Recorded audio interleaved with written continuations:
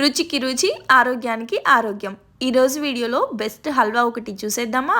బూడిద గుమ్మడికాయని ఫస్ట్ నీట్గా ఇలా క్లీన్ చేసేసుకొని పైన పీల్ తీసేసి ముక్కలు ముక్కలుగా కట్ చేసేసుకొని లోపల గింజల పాటు కూడా తీసేసి ఇలా తురిమేసి పక్కకు ఉంచుకొని బూడిద గుమ్మడికాయ తురుమునంతా ఒక స్ట్రైనర్లో వేసి జ్యూస్ పక్కకు తీసేసుకొని ఒక కడాయి పెట్టుకొని స్టవ్ మీద అందులో నెయ్యి వేసుకొని డ్రై ఫ్రూట్స్ అన్నీ వేసి వేయించి పక్కకు పెట్టేసుకోవాలి. అదే నెయ్యిలో బూడిద గుమ్మడికాయ తురుమును కూడా వేసేసి ఒక 2 minutes ఫ్రై చేసుకొని తర్వాత ఇందులో బూడిద గుమ్మడికాయ జ్యూస్ కూడా పోసేసుకోవాలి. ఇప్పుడు మీకు ఒక డౌట్ వస్తుంది, జ్యూస్ సపరేట్ ఎందుకు చేసినట్టు మళ్ళీ ఎందుకు పోసినట్టు అని. ఇలా చేయడం వల్ల ఏంటంటే ఆ నెయ్యి ఫ్లేవర్ బాగా తెలుస్తూ బూడిద గుమ్మడికాయ స్మెల్ లేకుండా చేస్తుంది.